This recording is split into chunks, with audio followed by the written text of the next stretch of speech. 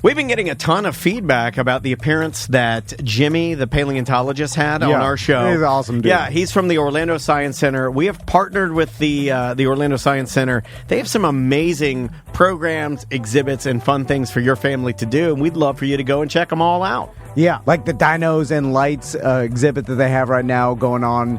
When does it end? Dan? Yeah, it's going on until January 9th. You can get your tickets at ocs.org. They have all kinds of fun things going on, including, but not limited to, you can ring in the new year with them before, like, bedtime. They actually try to do these things that are family-friendly, for kids and adults. You can go and just visit the normal Science Center, check out all the new exhibits that they're rolling out, all the new animals that they're rolling out into their animal enclosure area. So they're building out stuff right now that members are going to get benefits to. You've got the planetarium, as always. You've got the rotating exhibits that they have. Yeah, it's always changing. Become a member, and especially if you have kids, because it's a go-to if you don't have anything to do on the weekend or you need some place to go and kill time for a couple hours with your kids. Like, they're always going to have a good time. I mean, whether it's their school programs, youth programs, or just stopping by there with your kids to get some air conditioning and play with some of the exhibits they have, the Orlando Science Center is absolutely amazing. So check it out. You can check it all out at osc.org. And don't forget, their Science on Tap is coming up at the end of January, so get your tickets to that great beer fest. Yeah, man. We were there last year. We'll be there again this year. It's right there in Lock Haven Park, so they do a really good job. It's osc.org. Let's do some voicemails. All right. Voicemails are a go. And if you want to leave us one, you can do so. I guess you could email it to us. You could get our app and do it that way. You could call 1-844-TOMNDAN. And you could leave us a voicemail like this one right here. Let's try this one. Hi, Tom and Dan. My uncle listens to you guys all the time, and I have a question. How do you determine when to play somebody's voicemail? Because I've noticed that sometimes it takes you a couple of days, but then other times it takes you a couple of weeks. Looking forward to the answer. Thanks. All right. Now, that sounded to be a child. That was a child, yeah. And that might have been the most articulate email voicemail we've ever Those are received. Yeah, it's before their brain has been ruined by drugs and alcohol. Yeah, I was going to say. That's what a fresh brain sounds like. You hear that? That's the future. I'm not worried about the future. If that's the future, we're just fine. Sure. Well, no, but then they'll ruin it with drugs and alcohol. Maybe not. And then, maybe not. Also, the other thing I heard was that kid was driving their parents home from the bar, is what it sounded like, right? That's what it sounded like to me. So, Daniel, I'm the worst at these. Let's just be honest about it. Let's rip the Band-Aid off. Tell us, because you picked the voicemail. Yeah. I do a terrible job at voicemails. I take all comers. I try to listen to a little bit of them, but truth be told, I want the voicemail to surprise me as well. Since I'm on the front lines, that's hard. So I listen to just enough of it to know sort of where to categorize it, and then I just put it in there sight unseen. Unfortunately, I don't delete some of the ones that I play. It's just a mess. I need to start over. The whole thing's destroyed. It's just all the voicemails are messed up. I should delete all of them and start from scratch. I've played ones we've heard before. It's part of the charm of Tom and Dan. I guess, or part of the incompetency of Dan, is what I would say. No, it's Dan dropping the ball again. It's funny. Then they're like, all right, how about this one as one we've heard? And then is it? I don't know, but I've done it so many times. It's not funny anymore. No, but it becomes. He's like, he did. It's just like the phone he doesn't thing. Care. No, it was like the phone thing. Well, that I can't fix. This I can fix if I just work harder. No. This is like, you're not working hard enough, you idiot. No, but what if you're doing it on purpose? I'm not. It's a master I'm telling plan. you I'm not doing it. I'm telling you it makes me mad. Like, you can look at my facial expression when I play one, and I'm like, I'm an idiot. And then I'm embarrassed. I'm like, did they notice? Of course they noticed. You're an idiot. But that's what makes it funny. Anyway. It's terrible. But how do you just determine when we go to voicemails which one to play? I don't. I just, whatever. It's random. It's rando. It's literally whatever they are. Like the next one, how are you going to like pick the next one? I just looked for whatever I thought was could flow correctly. So we did that one. Okay. That one was like a little bit of nothing. And I look at this one, it says Jap porn. But it's an abbreviation for Japanese. No, it's an abbreviation for Japanese. It's not. You can abbreviate things. You just can't say it. And I accidentally said it because it's the abbreviation. You know what I mean. Yeah. Here. My pop-up knows. Yes. Tom and Dan and Sam. Hey guys, it's Kenny. You guys were talking about why the Japanese porn is blurred. Short answer, it goes back to World War II. Post-World War II, the U.S. occupied Japan, and in a way to kind of, do the old proverbial slap them cheeks, they enacted real strict indecency laws. So that way, once the 50s came and, things were starting to get a little more frisky, the U.S. imposed rules, basically made it to where it prevented any sort of sexuality down there. So anyway, that's a short answer. Love you guys. Bye. Well, why'd he cut his voicemail off at the end? So I guess what's weird for me is that... okay, I'm going to talk this out. So culturally, they like more hair, so they grow it there. And then the blurring is... just a lasting effect of the laws of indecency that we placed on that area after World War II. Is that correct? Although we've all seen the blurred. We all have, but my point is that if you grow it out, like if you didn't grow it out with the blur, really it's less effective. If you grow it out with the blur, you're magnifying the grow out. Yeah, I see what you're saying. Yes. And then also the small patch that they blur doesn't really hide anything, really. It does. I mean, it hides some details. The details. So, but it's like I can still see and know. It's like watching something with your glasses off. Yeah, it's like 95% of the pornography is still represented. Except for that 80. I'd say 80. 80? You're taking 20% off for that tiny blur? Yeah, because you're not getting... It is the main part. Yeah, it's the main... Yeah, but it's only blurred just the details of the genitals. We're all here for the details. But you can still see... We're all here to get in there. We're chopping wood? You still see the I don't know. I don't... it's not like the whole I've seen the ones where it's the whole thing is shaded out. Oh, and really? It's just blurred, yeah.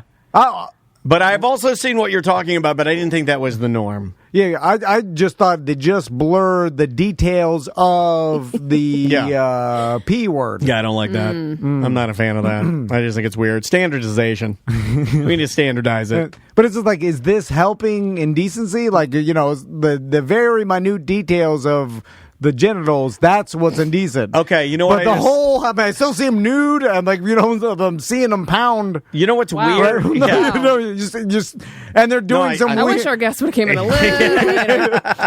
Also, the mom is having the mom. Yeah, the always a mom. Well, the mom is part of the game show, and the son is trying to find the mom. So that's not indecent. The whole concept is worse than the blur. It's like Squid Game. It's worse than Squid Game. Yeah, and then then you find your mom, and then you're like, all right, so I'm like, let's get the hell out of here. No, but then they're like, now finish it off. And then I'll watch you finish it off. Like, well, this is what I won.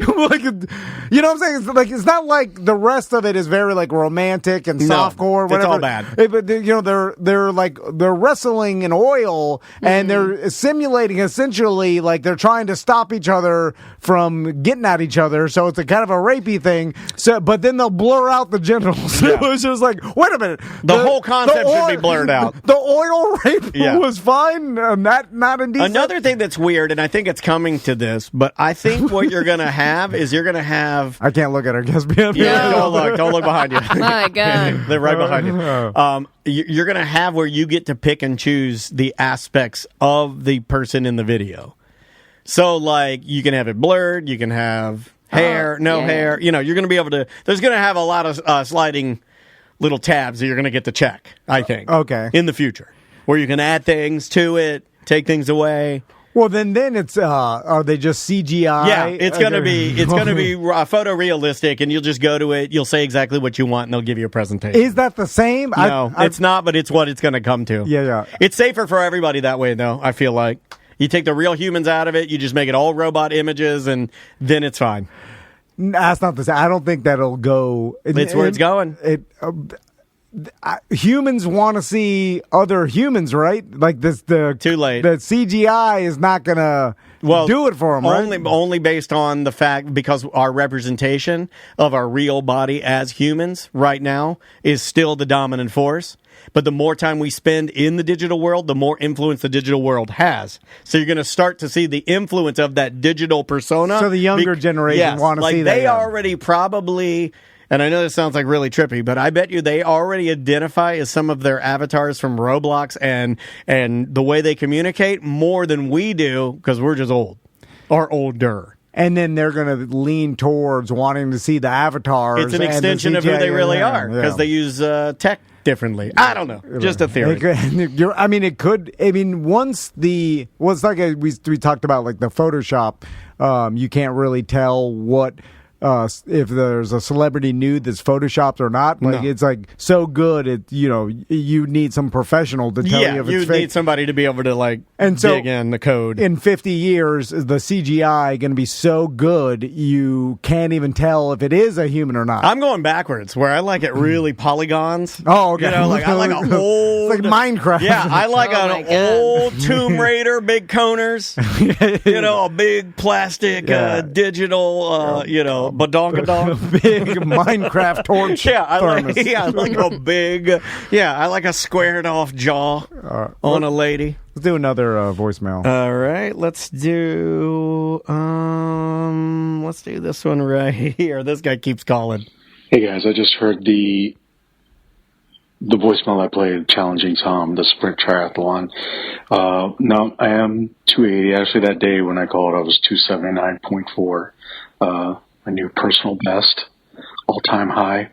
I did used to be an athlete when I was younger, played football in high school, was the weightlifting team, track team, all that kind of stuff. This guy's hiding in his cubicle to leave this voicemail message, right? Isn't he hiding? Can you hear him hiding? Sounds like he's in a bathroom. Yeah, he's hiding. Was offered a Division II football scholarship in Connecticut, but actually was got my girlfriend pregnant and didn't go to college at that time. Anyway, Tom said, I didn't realize the sprint triathlon was only a 5K, so I'm in. I'm willing to bet 6 months easily. Most recently I was a runner. I used to run half marathons. I'm not going to challenge you. You're why an would he athletic challenge? fatso. Yeah. I said I'm done challenging athletic fatzos. Yeah, you're like one of those fatzos that does the parkour. Yeah. Those guys are anomalies. Yeah. I don't want. You can't beat those guys. Yeah. Because you will dedicate yourself. You won't be thin in 6 months, but if you started training, you'll be better than me because you used to run half marathon. The most I've ever run was a 5K, and that was in some Disney 5K. And that's when you didn't have slap feet. Now, have you run since you've had slap feet? Like, what's it like now? Is it harder? God, it's gotta hurt. Is it like boom, boom, boom, flap, flap, flap, flap, flap? It hurts my teeth. Yeah. You got to put a ball gag in there. Or something. Like when I'm running, mouth guard. Yeah, my molars hurt because I'm impacting so hard. Like it's like, seriously. Yeah. I was telling Crystal, I was like, every time I run, it hurts my teeth, and she's like, you're slapping the floor so hard. Do you run on the balls of your? Can you run on your toes? Like an autistic. You can't run on your toes. Yeah, can you run on your toes? toes? You have to run with your heel first. Well, I'm trying to get you on your toes instead of getting you straight on your heel and your spine. I don't think you're supposed to run on your toes. Well, right? but I'm like for sprinting. If you're sprinting on your toes, I'm just saying. I think it would be better than you doing the age-old Shaggy Scooby-Doo slap foot. That's how I do it. I just have to get through the 5K slap foot. That's it. Wear a mouth guard, man. It's gonna be rough. Anyway, but by the way, if you were used to be athletic and then D2 football, whatever the hell, running or a marathon. marathon. Yeah, of course you could beat me. I'm done with, Jackal wants you to come to karate. He says that'll get you into shape for your... he doesn't have time. He has to train just for the specific chop stuff. in the air is not going to help him. Yeah. I like how grumpy you are. Yes. Yes, Sam. Yes, Sam. That's the most Tom thing you've ever said. Yeah. Chop in the air. It could maybe help me with swimming. Punch it in Chop the water. Like karate chopping the water. Take that, Jackal, you idiot. All right, let's try this one. Hello, Tom, Dan, and Sam. It's Canadian Josh calling in with some advice for future Thomas Chisholm Band. A few episodes ago, you guys were talking about remaining close friends with your boys, your sons, your kids, or whatever as they get older. Tom, I know this is something you worry about because you love hanging around with your boys so much. I totally understand that. So as they become old teens, like my boys have, the key to bonding time with them is travel. You literally have to kidnap them and take them somewhere. That's what I do with my boys. Like me and Big Cheese, we'll go down to Florida, see you guys, or travel elsewhere. Me and Little Cheese, we'll go to Boston to go to a hockey game or a ball game. So, Tom, as your boys get older and they don't want to hang around you anymore, kidnap them, put them on a plane, and go somewhere fun. I'll hang up and listen. He Love does you guys. that now. Be in for life. Yeah, He there you takes go. them around the world now. Yeah, you're doing it right then. If keep traveling, doing that, I guess. just keep doing that. It's fine. Yeah, but what if I don't have the money in the future? Well, You're going to have to start doing some challenges. A lot of tasty treat, a lot of twisty treat, a lot of a bowling lot of alley. Wawa ice cream. A lot of bowling alley. You'll do like Ross was always really good at finding economical and cheap things to take his boys to, and he did a lot of cool stuff. Canaveral Seashore, flea market. You're just going to have to a little more of Get that, creative. a little less Hawaii active volcano, and center of the earth, Antarctica. I heard you are going to go back to D.C. again after you canceled it It's back twice? Back on. right. Only because Crystal bought the tickets with the buy one get one, and then she tried to change it, and they're like, you're going to lose this if you change Everything you said before out the window. it. And then we're like, back Less on it. adventure, save money. It's fine. It's going to be too cold. Yeah. Well, It'll be fine. It is going to be cold, but I guess That'll be Christmassy. everybody was telling us like you're going in the museums and not you're not going to spend that much You're time walking the outside streets of D.C. and riding the subway. It's fun. So I just don't know what to do. All the museums they have there, and Smithsonian's rad. Public transportation. Take a soccer game in, maybe. Is it worth even going to look at the White House? It is. If that's what you're into, it's I don't kind know of cool. if the kids care. Right? I cared when I was like 12 or 13. I thought it was really cool, but I'm sure that changes, for kids. It depends on if they, I'm sure every kid's different, but do they, did you even say, Do they even know what the White House is? Yeah, you guys want to see the White okay. House? Were they like, it's cool. My sons are like me, which they are not really impressed by much. They're not really excited by. At least go do it so they can at least get their photo making an OK sign in front of the presidential piano or something. Yeah. I pretend to lift them over the fence of the Pentagon. Yeah, exactly. Hide like a Larry the They Cable fence Guy. it off, I think now. Yeah, they do. But the museums there, the Museum of Natural History is the biggest. All of one, them are right? great. Yeah, I've done almost every museum in D.C. Okay, well, which one's the best one? I very much like the Smithsonian, and there's different. I like the aeronautical aspect of the Smithsonian when they had the Spirit of St. Louis in there. They've got all the capsules from moon landings and space travel. Then they've got all the crazy stuff from entertainment. You've got costuming, electric guitars, kind of kitschy stuff like that. Gotcha. But I thought it was amazing. And then there's some crazy experimental, the last museum I went into last time I was in D.C. was a experimental museum. Remember the one that had the pile of clothing? That was it was a sculpture, but it just looked like a never-ending pile of dirty clothes. Remember, I sent the photo of it to you. Okay, yeah. You can see all those crazy art exhibits, the one that was this lady had written on 1 million Post-it notes and stuck them in a room, and you walk into the room and it's just a room filled with Post-it notes. There's weird stuff. Take 'em to Avant-garde the art. International Spy Museum. That's where I want to go. Yeah, dude, there's That's so what much Tracy fun told stuff me, in there. And then great food, really cool food, and there's maybe go NBA game or something. It's a real city. There's all kinds of cool stuff to do there. Well, I'm going to go to see the Magic. Now go to a real city. So it's weird that also marijuana is legal there, but you have to buy it like a roundabout, like weirdo. You buy this toothpick, you get the tickets with it. It is weird. Yeah, everybody there is like, yes, like the police. This is how the city said this is okay. You call the drug dealer, you buy weed, but technically you buy something else. Yeah, I don't understand how it works. You buy a bookmark, you get some weed with it. Yeah. Like that's it. That's where you figured out. It's stupid. Weird that there's no consistency whatsoever, right? Like that's so weird. Just put the dispensaries in there where you're letting it happen. Yeah, for All sure. Right, we'll be right back. Welcome back to A Corporate Time. So you know how I'm addicted to eye drops?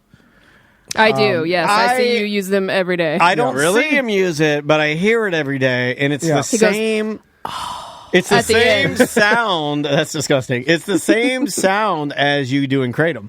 It's open the drawer. I remember SBK was a little like addicted to the ones from Japan. Masugi. Oh, yeah. They're called Masugi. Yeah. That's the same one. He's the one that got me into it. Oh, that's what they are? Tom is using... Gateway drug. They're called a Roto. And you can get them at Walgreens or CVS, and they're menthol Roto drops. Yeah, because SBK got me into the menthol Masugis. Yeah. And they don't make Masugi here you have to get Masugi in Japan or South Korea. And I remember when I was a young TC doing SBK Live. SBK Live, he's like, they're mint, to be careful. And then I put them in, I'm like, Like, I'll be like, how do you put these in your eyes? But Masugi was so strong that you could taste it. Like, once you put them in your eyes, you taste the mint in your throat. Yeah. It was very weird. That's weird. Yeah, it was very weird. Everything's connected. Remember those? You ever seen those ladies that can like squirt milk out of their eyes and stuff? Yeah. There's it's one usually lady. the one in the middle, like closer to the nose. Yeah, and I guess they choose milk so you can see it better. Because if they did water, you just think they were like crying. So I was using them, like I put gallons of the stuff in my eyeballs. And your eyes look fine. Your eyes look fine. Have you called them to get sponsorship? No, that doesn't work. I think it actually leads. Everything we're addicted to, we can't get sponsorships. Yeah, that's horrible. Yeah, I think it actually leads to a dependency on. Yeah, it's like chapstick. My husband quit them. He used to be addicted to them too, and he quit them. I think your eyes, though, naturally now, like if you went 3 days, on the second day, your eyes would be so dry. Yes. Oh no! Even like, if I you have to go like 2 weeks without it before they'll settle down. If I go 6 hours without using it, my eyes get dry and red, beet red. I'm like, I have to put it in there. I'm like, Anyway, so you gotta stop doing that, dude. Well, that's what I thought. You gotta take yourself off alcohol, and eye drops. Okay, marijuana. Because marijuana, I'm like, this is gotta be bad for me, right? Yeah. Too much of everything. Then I asked an eye doctor. I'm like, hey, I was afraid to ask him because wait a minute, when I told was this him a real eye doctor or what was a Miami eye doctor? I don't know. I was in Walmart. I was just about to ask. Walmart. You just I'm joking. I don't know. I was at whatever place I got my glasses, and then, you don't even know where you get your glasses. That was the Dollar General, sir. The first pair, like I actually saw. Are they real glasses or are they just sir? This is readers? Ladies. And then the doctor, an optometrist, this guy was a real deal. He was the real deal. He had a vest and everything. He had a white coat. Plaque on the wall. It must meant it was real. This guy had a chart with a bunch of letters on I it. couldn't read ophthalmologist on it. And I said, you said he was the real deal. Like you're talking about a NASCAR driver. This guy's got the goods. He's got the real deal. And I'm like, hey, doctor. Hey, doc. I'm like, I've been using a lot of eye drops. He's like, okay. And then I'm like, now why are you telling me that? And I'm like, there are these Rotos. Sir, did you just walk into this Walmart and you start talking to me? I'm with a patient. Maybe he's just like another Tom. He's just going to tell you what you want to hear. and then he's like, no, you can. That's fine. Exactly. You can use it whatever you want. That's fine. Here at Walmart, everybody's on eye drops. I'm like, but they're not going to do any damage to my eyes, even if I've used too much. He didn't ask what kind you're using. Exactly. Yeah, I said Roto, so the red. Roto red? Roto red? Roto red, I told him. Yeah. And he said... Roto red, I tell ya! And he said, you could do whatever. It doesn't matter. So he was definitely a blood, not a crib. I know. Even I thought it didn't sound right. Sam, look up. But he was the real deal. So. Double it down. So anyway. This guy's the real deal. He's not Bush League. I'm waiting for you to say Bush League next. So every time I do use eye drops, and then how many drops do you put in there? Oh, a bunch. I'm like, I put 2 drops per eye. And my wife thinks I'm insane because I drip them right into my open eyeball, like on top from a distance. That's what I do. Yeah. What does she do? Oh, she puts it in the corner and then lets I don't want to touch the thing on my eye. Then no one else can use it. No, she like drips them into the corner of her eye, not onto her full eyeball. I open my eye with my hand like I'm about to torture myself with an ice pick. Yeah. And then I drip it right on the eyeball. I can only do the eye wash thing where you put the stuff in the eye wash and then you open your eye. I think Andrea and Maisie, they do a lot of similar things. And I do think that Andrea has put the dropper for his eye drops in the corner of her eye. And I'm like, that's disgusting. You disgust me. Don't do that. So don't do that. Anytime I do that and then a drip from my eye drips down to my mouth and then it touches my tongue, I think diarrhea. Yeah. But they took that out. I know. Yeah. So they took that out years ago. And so this leads That's what I call the wedding crashers. Into the story that Daniel found about. Well, I mean, Sam, read the story. Prank. This is from Channel 9. And this guy, I'm going to have to look it up so you can see his picture because he looks just like all of our listeners. He does. A Florida man landed himself in jail after he secretly put eye drops in his nephew's meatball sandwich, according to police. James Paul Leach, 45, is facing a charge of poisoning of food or water. A probable cause arrest affidavit reviewed by them says Leach was at a business on Wednesday when he asked to buy Visine eye drops for dry eyes. Leach and his nephew lived together, and he told the employee that he, quote, hated him. The employee said he saw Leach open the eye drop container and pour it all over the meatballs in the sandwich. I'll get that mother ever. Right? The employee told Leach that the eye drops could hurt somebody if ingested, and Leach allegedly responded that it would only cause his nephew to, quote, S himself or puke his brains out. Yeah. After Leach left the business, the employee called the Pinellas County Sheriff's Office. That person is the most untrustworthy nerd in the world. They snitched on him. Cops said they responded to the business, which is not named in the affidavit, reviewed the surveillance footage that clearly showed Leach dumping the eye drops onto the sandwich. So what kind of stuff is it? Police were able to identify Leach and obtain his address through his prior purchases and deliveries from the business. You called me because of my sub. Right? They got him because he orders from there all the time. So this is my question. Are eye drops, if you ingest them, even dangerous at all? I don't think so. I think they took that out. Because, they took the diarrhea, because that whole, I guess it wasn't an urban legend. It was like, if you ingest Visine, it used to give you diarrhea. Yeah, I know nothing about what I'm about to say, only that I just heard this. So that's my only facts. But I believe that they took out the thing that makes you go diarrhea, and then now it's all good to go, and it's back on the market, and you can eat as much as you want. It's fine. Because you put them in your eye, so that's what makes me think you're fine to ingest whatever chemical that is, right? Well, you used to be able to put it in your eyes, but if you did eat it, it would give you diarrhea. There was a time. But now that they've taken that out, so then my question is, if you put something in someone else's food or drink that is not dangerous, then how could it be a crime? I think because it is not technically a food item regulated by the FDA, if you put it on food or in food, I think that is considered poisoning no matter what it is. Even if it's not poison? What if you just put water in someone's food? That's still water you can consume. I'm saying something you're technically not supposed to consume.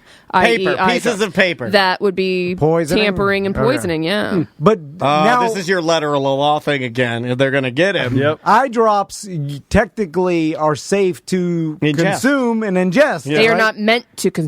It's different. Doesn't matter if it's safe or not. I wanted him to put the meatball. They're not regulated by the FDA, even though it is. I was a lawyer. I'd fight that. You consume them by putting them in your eyes. But I wonder what you're not ingesting them. What the threshold is for what you could put on someone's food and it not be poisoning. That's a lawyer question. Ask Mo next time. That is a Mo question. Yeah. I guess anything not meant for consumption is, I guess, but what if you put like a super hot sauce or something the ones you have to without someone's knowledge? I think that would be considered Dave's insanity. Yeah, I think at some point it would be in the category of poisoning. Yeah, or I guess the law is you cannot tamper. there's more than tamper. It's like poison because you're allowed to tamper with someone's food. Like what if you just move it around? Like I just put my fingers in it. like you're putting my fingers in it. Is that considered? There's oil in your fingers. I thought it was poisoning and tampering is what you said. So if you're tampering, that's illegal. Okay. You're not supposed to be putting your fingers in my food. It'd be like putting the ketchup packet with the whole thing in a burger or something like that. Because the packet's not edible. Isn't all of this, though, law enforcement discretion of how they want to interpret it and ratchet it up, and then it just... I mean, the fact that they went there and reviewed their surveillance footage, I feel like they don't do that a lot for a lot of things, It sounds like a small town. Yeah. Like, let's take this as far as we need. They don't like this guy. Well, I guess if you report a crime, they're going to look at the footage. But there's a part of me, and I'm trying to be nice about this, but there's a part of me that I go over there and I go, look, that ingredient is not in the drops anymore, and you guys knock it off. You're adults. And I'm a cop, and I'm getting the hell out of here. Would you guys report it if you saw somebody when you were working at the sub shop and somebody poured a whole bottle of Visine on a meatball sub? No. Well, you mind your business. Do I like them or hate them? Let's say you don't know them. That's really the best. I was putting the sandwich together. What if it was something actually dangerous, not like rat poison or something like that? Yeah. That is murder. I'd wait to see if they died first. I'd wait to see if they died. What if it's like pee-pee? Yeah. That's bad. That's biological. What if it's number 4? Well, that's sterile, though. If it's a 4, I call the cops. If it's a 1... I let it ride. I'm sorry. I gotta be honest. I gotta be honest. If it's a 1, I let it ride. If it's a 2, I call the cops. If it's a 3, cops. 4 cops. What's a 5? Is that girl? There's no 5. Yeah, you get the hell out of here. This has happened before with cops and people that are cops thought someone spit in their food, and then they'll go back and those people will get arrested. I mean, those stories. Don't you have to isolate the spit? Well, they go to the surveillance footage and they see the guys. Always walking around the corner. Nothing came out. So I wonder how much time you get or what the charge is for this. You're kind of out crime. by the afternoon. Is it? Yeah. Is it a felony? Is it DUI worse than this? I feel like it's probably because it's not going to kill the guy. I feel like it's probably a misdemeanor. Now, are there any eye drops where are we at with the eye drop ingredient? I mean, is that true? It doesn't look like any longer they use ingredients that will do that. Can we get the old ingredients and do the Tom and Dan meatball sub challenge? Where I'm serious. How many drops? We still haven't done the mayonnaise challenge where we leave a sandwich out there for a whole day. I know that won't even get me sick. But I still got to race Seth. We're just supposed to have a car challenge with Rick? Yeah, that was 9 years ago. No, but let's get a meatball sub, and then you guys can douse it with stuff, and I'll eat it and see if it gives me diarrhea. You know what I think still does it is dish liquid. Doesn't dish liquid still give you diarrhea if you put it in someone's food? Like Ajax or something like that? Yeah. Ajax will kill you. Palm olive. No, the actual... like Dawn. Like Dawn, yeah. Dawn will give you diarrhea? I don't know. It used to. I wash my dog with Dawn. Is that bad? No, it's fine. They wash the ducks. Because the ducks with it. I know, but I strip every bit of oil out of his skin. He's, nothing. Dry. Then I grease him with... conditioner. I grease him down with olive oil. I like how Dawn, the company, is still using the fact that they can clean oil ducks. It's hard to get oil out of ducks. Yeah. Dawn, oily ducks. It's all we got. It works. We've been milking this for years. It's the Frank Gore joke of the... But does that 20 years translate? They're like, why is this duck full of oil? Frank Gore has the same education as Tom. Millennial kids look at that now and be like, well, who the hell oiled the duck? We're millennial kids. We're in our 30s. What are the new ones? Gen Z. Yeah, they don't even see commercials. Zers. Yeah, you're right. They will, though. They're coming back. They are. Yeah. Everything's the same. Podcast or radio. I'm looking at you, Bert Kreischer. You're just a shock jock now. They don't even listen to podcasts. They just scroll TikTok. Yeah, podcast is radio, and then TikTok and YouTube is a new TV. You know what? Yeah. And you know what I like about the new radio of podcasts? Okay, tell me. And there's not enough hot girls with their boobs out. No. I'll tell you that. Yeah. We missed that no when it came back shamrocks anymore. When that swung back around, we missed that. I listen to Colin Cowherd, which is like the probably the most popular sports podcast I listen to. The rest are pretty much. I have to small. apologize. I started watching McAfee in the afternoons. I like him now. He won me over. Yeah, he won me over. He won me over. I'm sorry. I hated him at first. He won me over, and he does little inside jokes like I like, and he's weird, and he goes on weird tangents about stupid. He's a kicker. He's always going to be weird. He does stupid topics, and I'm like, this guy's got the goods. Yeah. I like him now. I always look at it like you don't have to be friends with them. You just got to appreciate the character. No, I like him now. I'm into it now. I like him. So anyway, and this happened more and more, but like on his podcast, they'll do a lot of commercials back to back. It used to be just one or maybe some up front, like most podcasts, but now it's like it's a full commercial break of different commercials. That's the number one complaint in the article. No, in the article, the number one like complaint. 4 minutes of commercials back to back, and they're weird, and some of them are in Spanish. Like, they're just like, what? Like because they. What makes me the most mad is when a commercial will be super, super low, and then you got to jack up the volume, and then the next one will be blasting loud. You're like, who is modulated? Who is doing any of this? You're just plugging in things without listening to them and like equalizing. It's automated. And then I'm skipping forward plus 50. So I'm like, take that commercials. Yeah. No one's listening when to you the anyway. QR code's gone, then I can stop. Yeah, we do ours by hand. So if we have a commercial that comes in 3 dB higher, I lower it 3 dB so it doesn't blow your ears out. Yeah. It makes sense, though. It's like, how are these companies supposed to make a profit if they can't put in marketing? Like, that's how all of entertainment industry has always made money. Your marketing worked. I ate pickles yesterday because you guys had that pickle lady on. Oh, don't say that. She didn't pay us anything. They're great pickles. You idiot. Delicious. They're really good. We could get a pickle sponsor. God, I was eating so many of those pickles. Too small. Oh, she don't have the money. I don't know, man. She's got Costco monies or whatever the hell she said. I spilled the juice all over my pants, and I didn't wash them. I'm pickle. She's selling them to restaurants. She's got the money. No, the key is to get the money that everybody's wasting. Not that we need the Andrew Lithgow money. Yeah. You got to get the giant marketing money that just throw out there that doesn't need to actually work. You need to just start writing grants. That's the way to get some money. Does anybody get grants anymore? Oh, yeah. I mean... Like, do you know anybody who's actually gotten a grant? No. Brendan O'Connor? Really? Yeah, Brendan has gotten grants before, from the city. He talks about all the time. He can try and get us some, but then you never listen to us. You know, God damn it. You know why? I knew never listening would come back to bite me one day. Yeah, you have to be hyper-organized. One day. You have to be hyper-organized to get the grant. Yeah. You need to... Hold on. Hey, all of us, can we hire Andrea just to write grants for us? Yes. Let's do that then. She'll do it. Like, we'll just pay her to write grants, and eventually she'll get us a good big 10,000. Yes, a big 10,000. More than that, you could get a lot more than that. Yeah, we need like one of those big 350K. Yeah, but isn't it stealing? Yeah, it's totally as long as you're upholding your part of that grant, you're good. No, but in our case, it's stealing. Sorry, don't listen to him. Yeah, but all you have to do is one segment about You're going to listen to EJ about our company. You look at me. I know our company. We're going to steal. Yeah. Oh, that's fine. I was just asking the question. We're in the business of stealing. I mean, because steal is, if it's not us, it's going to be someone else. They're all stealing. Yes, exactly. It's like when... You can't beat them, join them. We're robbing them. Yeah. Well, it's like when someone breaks a glass and steals some of the liquor. You're just walking by. Just get one bottle. I mean, it's already, the business. I didn't break the window. I just did the entering. Yeah. Correct. It was open. We're open, baby. Yeah. If it falls outside and you pick it up off the street, that's fine. You were cleaning up litter. Yes, exactly. All right, that's what I thought. Very good. All right.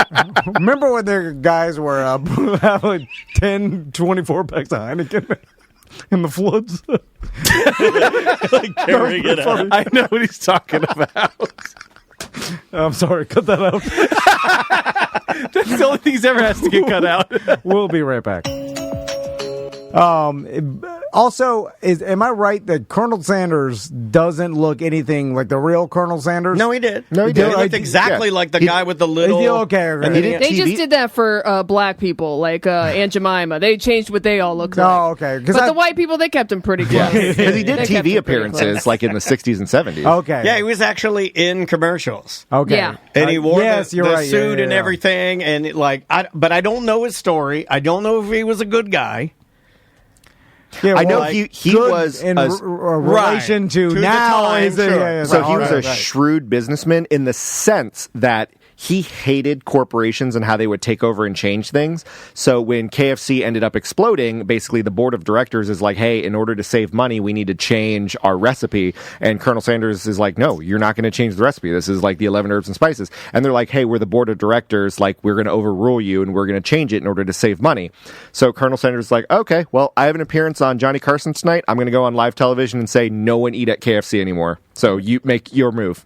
And he basically, like, played a game of, no pun intended, a game of chicken against his board of directors. Yeah. If I was a head of board of director, I would have called his bluff. Like, no way you're tanking your legacy. Go ahead and do it. But see, that's the thing. He Your really... move, Sanders. Actually, see, you do that.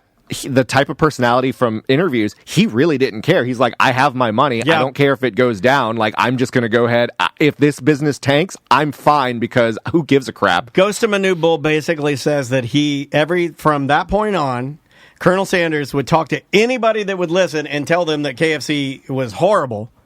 It was the worst, and he wouldn't feed it to his dog. Yeah. So that was a threat. Yeah, that was like and his they thing. didn't change it? Yeah, I guess he just stuck basically with that. to keep everything as the way he wanted it, his threat was, I'm the face of the company. I can ruin it. I don't care what the board of directors say. I can ruin you. It'd be interesting, and there's no way to find out, but if... Is that true, Sam, what you put in the chat room? There's a whole article about him on Ranker that talks about his life before he started KFC, and like he used to work at gas stations. He volunteered as a local midwife and delivered babies. This guy was awesome. Yeah, and then tell the story of the one you put in there about the wearing his underwear. It says, one night, Harlan Sanders awoke in the early hours of the morning to gunfire outside of his Kentucky gas station.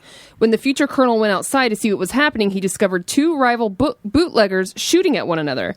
Wearing nothing but his underwear and his trademark shotgun, Sanders kicked open his door and yelled, "Line up, both of you sons of bitches, and throw down your guns." They complied without question, and Sanders accompanied the sheriff when he took them to jail, still pantsless. Oh, that was a badass. That didn't happen. Yeah. There's no way that happened. We created that to sell chicken, right? Yeah. That's a chicken tail. It may something like that happen, but it didn't happen that way. Line up, you sons of bitches, and drop your guns, and he's in his panties. He's a big fat only way I could these see guys that were shooting at each other. They were shoot the old man in his underwear. It seemed like shooting back in the day was more harmless, where you just like, bang, bang, yeah. People would be like, oh, he's just mad. He just wants to kill you. Or it's like, make them dance, and they're shooting at the feet. Come on, man, stop shooting in my feet. We've talked about that before. There was who pulled out a gun? It was some old school boxer. Like he was at the Joe Louis. Was it Joe Louis? He pulled out a gun and fired it into the casino. That was in a casino. Yeah, did it have blanks? It had blanks in it, but still, this is not something you do. You don't go into a Walmart with a gun full of blanks and just start shooting it in the sky. Yeah, and he was doing it because he was mad. Wasn't it Joe Louis, Sam? Look up. I don't know. Look up Joe Louis gun with blanks. I think it was Joe Louis. But you're right. Back in the day, we were a lot more loose. We were cool. It was just have guns, you're shooting them, and you're like, all right, calm down. The story I remember, it may not have been Joe Louis, but the boxer, he was there, and it was Muhammad Ali, and they had rival entourages fighting. And then whoever the other boxer was pulls out a gun and shoots it, and then everybody starts going ape-s, right? Yeah. And then he's like, they're blanks. And then everybody's like, it's cool. and it's like, and it's like, cops didn't rush in. No. Security didn't tackle him. No, he's fine. It was just like, oh, okay, just effing around. It was a prank. It was a prank. This guy's Bam Margera. Sonny Liston? Okay, it was Sonny Liston. So what does it say? It said he fired a gun at Muhammad Ali in Vegas, but it was... not Joe Louis then. Sonny Liston. Yeah. Okay, Sonny Liston. Yeah, I mean, we talked about it on the show before, but so great. Yeah, and it didn't really. It went on like 60s, 70s. People were still gun right around. I feel like right around 78 to 82 was your last time. And then it's like, all right, put them away. Because there was a time I will never know the end of this origin story, but there is a story that my dad used to tell me about my mom and dad leaving a bar, and there was a guy that was drunk who mistook my father for somebody that had been hitting on his wife or ex-wife at the time. So my dad was exiting with mom, and the guy came out with dad and confronted my dad, and my dad's like, oh, I think you got the wrong guy. And the guy held him at gunpoint and pulled a gun on my dad. Yeah. And my dad was like, and then he said he and mom talked to the guy, calmed him down. And you put the gun down. But you know what I'm saying? That's not a story that I will be telling Maisie. That's not a story. I feel like maybe if anybody were, maybe you, just from Craigslist or something, I don't know. But you're not. It's not something you normally do. I know Kenny's not going to do it. Absolutely, Sam's not going to have a story. Yeah, rarely we're faced with being at gunpoint. At gunpoint, leaving a bar. You know who ruined it was Plaxico Burress. When he just had it tucked in his sweatpants and it went off in a nightclub. No, because it fell out of the band of his sweatpants. And then it fired. He tried to grab it. He grabbed the trigger, shot himself in the leg. Because he's like, oh. Then you got to be embarrassed. You're like, oh god! It's like that video of the gun instructor. And there's a couple videos. It's so uncomfortable. He's like when it fires in the classroom. Yeah. Then he shoots himself in the leg and he tries to play it off, but he shot himself. Yeah. It's real bad. And then, but you're embarrassed. He does more. It's like when you stub your toe and you're just like, oh, I'll just walk it off, and it's like you have a bullet wound. There's another video of this guy was a white nerdy gun instructor, and he's at the shooting range, and he's instructing other classmates how to it's a huge gun, right? Operate this a Desert Eagle or a 357. It's like a 357 long barrel Magnum or whatever, and then he's messing around, it goes off while you... Doesn't it crack him in the head? It's the recoil of it flies back and whacks him in the head, and he's like, well, I wouldn't. You're not going to want to do that. Yeah, he's so embarrassed that he just keeps on going, and it's so awkward because all the students are like, oh my god, did a gun just go off? Did he just shoot it off into the ceiling? Arguably, by accident. This is the instructor. This always happens to me with any piece of technology I wanted to show my mom, my dad, Andrea, anybody. You've probably seen this with me where I have something in here that's working, that's really cool, and I'm like, get in here, see it. And then everybody comes in and okay, what you're seeing now, and then I have to explain. I'm like, what you're seeing now is just the small delay that is, and that's what normally happens. You got to think fast, talk yourself out of it. It's like a magician, have the out. Yeah. I know. You want me to bring up something really tragic and sad when it comes to that? Please. Have you guys seen the video where the little girl accidentally kills the gun instructor? Oh my God! Why?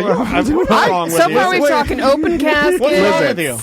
Why would you do that? I asked if you want to bring it up, but no, but you didn't give us enough time to answer. Yeah, but I thought it was going to be kind lighthearted, of tragic, but in a funny way. Did you hear about the kid? No, toys for tots. He didn't get enough toys, but then Santa saved the gun instructor shooting himself is tragic, but it's also funny. No, I wouldn't call that tragic. He didn't die. I wouldn't call that tragic. It was funny. That girl is traumatized. She's okay. Long story short, she was 5 years old, and the dad thought it'd be a good idea to take her to a gun range, but with an automatic. Not even just a single whatever. Like an AR-15? I don't know guns, but the instructor is basically okay. You just want to gently squeeze it. You and then look like a guy who knows guns. It rattles off like a couple, and then it's okay. Now squeeze a little harder. It rattles off more, and then I guess she's 5 years old. She loses control and holds the trigger, and the gun flies around and ends up killing the dude. Oh man! Great job, and it's on video because the dad was recording. Where can I find the video? Give me the URL. I'm going to search that out. It's on YouTube. Yeah. Is there audio? I'll make that my new text tone.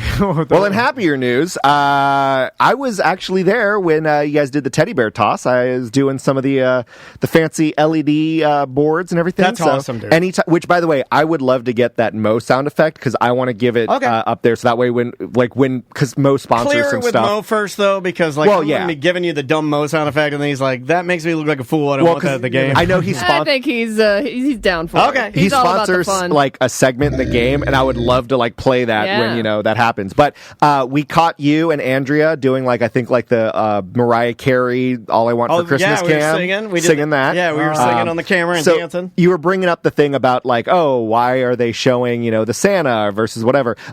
I'll tell you right now, 90% of the time we're in the control room, we just do it for our own entertainment. So when you see something really weird or it's why are they focusing on this person? It's because we find it funny or we know the person or whatever. It has nothing to really do with entertaining the audience. What I thought was weird is that... Should you be mentioning that? It's every sporting event. I could see the security guards of our Kia Center... right? Is that what I call it now? At the Kia Center.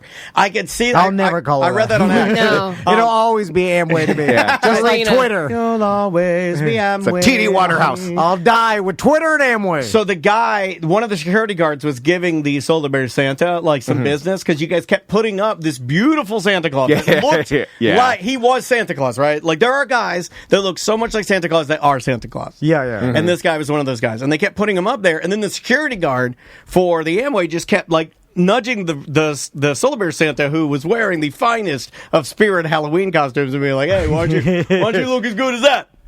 And like giving him stick. It was awesome. I loved it.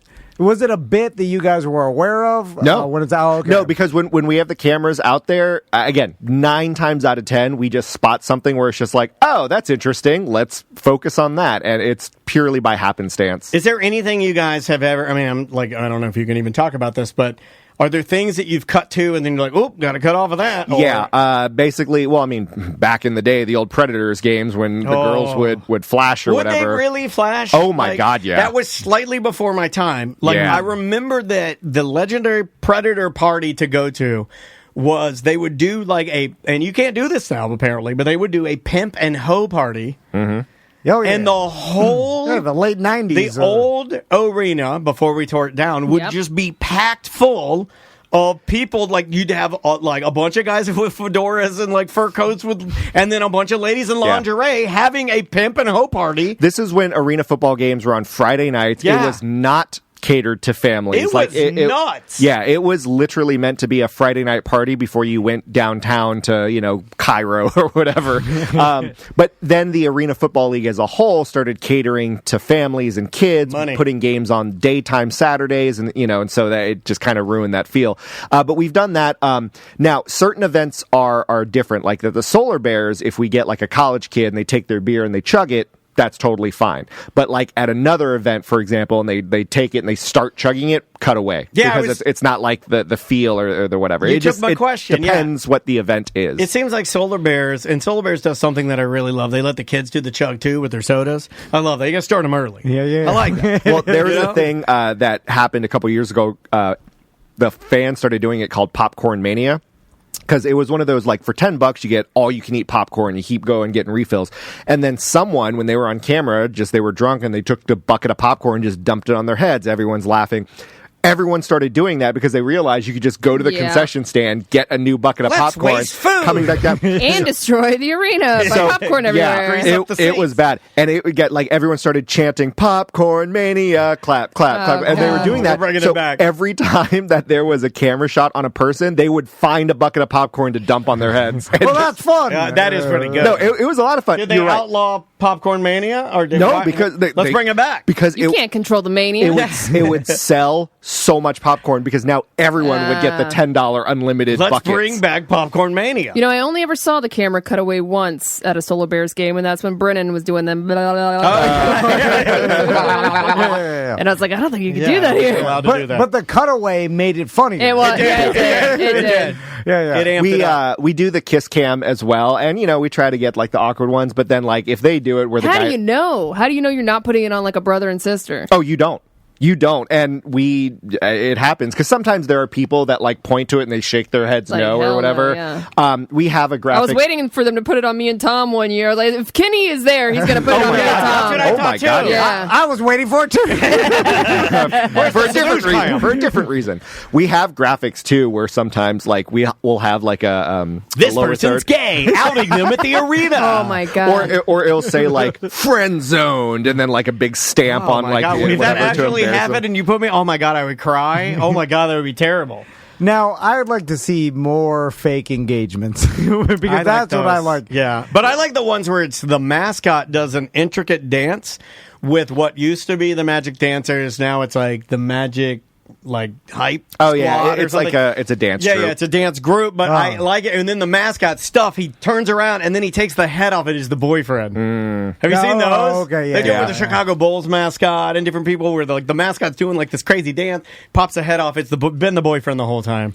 I love that. And you can tell. So a lot of the times when it's the engagements, you're right, it's fake or whatever. But every once in a while, you get the ones where she doesn't say no, but she also doesn't say yes, and she does that whole "Can we talk about this?" a lot of pressure. I just met you. Everyone in the arena like knows what's happening because she's doing that whole like, oh, okay, let's talk. Yeah, like nervous laughter.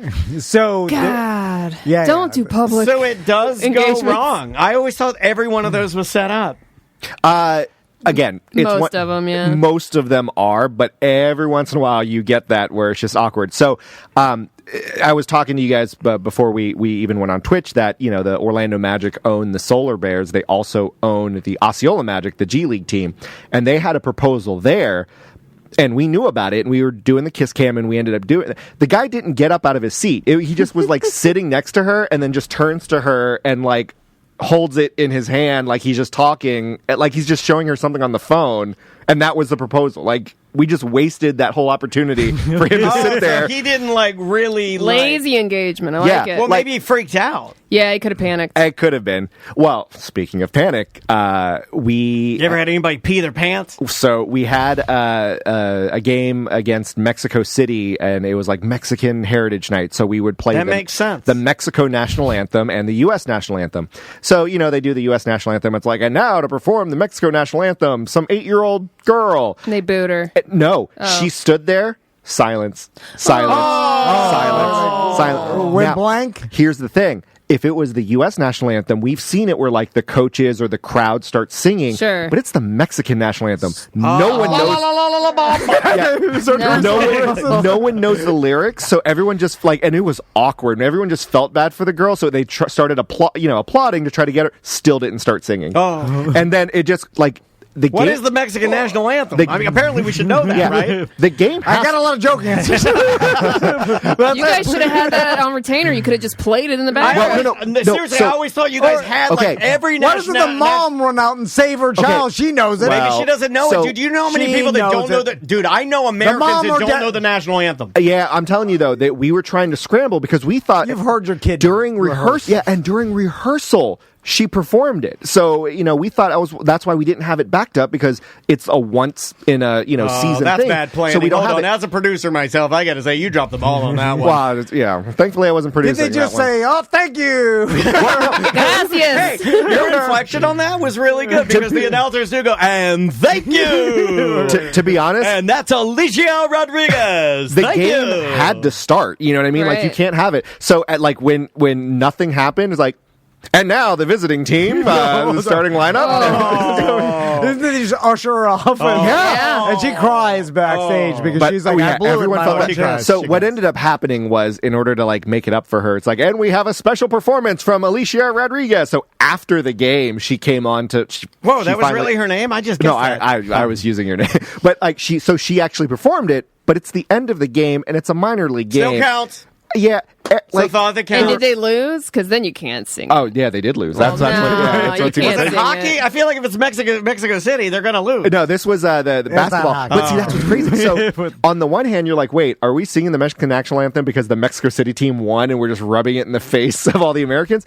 But then everyone just left, because at the same time, they didn't expect a post-game performance. Again, I blame that on you. You should have said, and everyone keep your seat for a post-game performance from Alicia Rodriguez. Trust me, we tried, but everyone left. So she ended up performing for 10 people. And then even then, then it's her fault for blowing it at the beginning. I'm just saying, what are they going to do? The show must go on. Chances. They give you 2 chances. As an entertainer, she's got to learn one day that she'll never mess it up again. You have to. Well, no, she'll never get another chance. That's the other thing you learn. Is you'll never work on this town again. Yeah, one shot. Yeah, the team's one opportunity. Not going to let that happen again, because I'm sure someone behind the scenes is like, So right, they're mad about Can't count on that girl. Everything is timing in sports, man.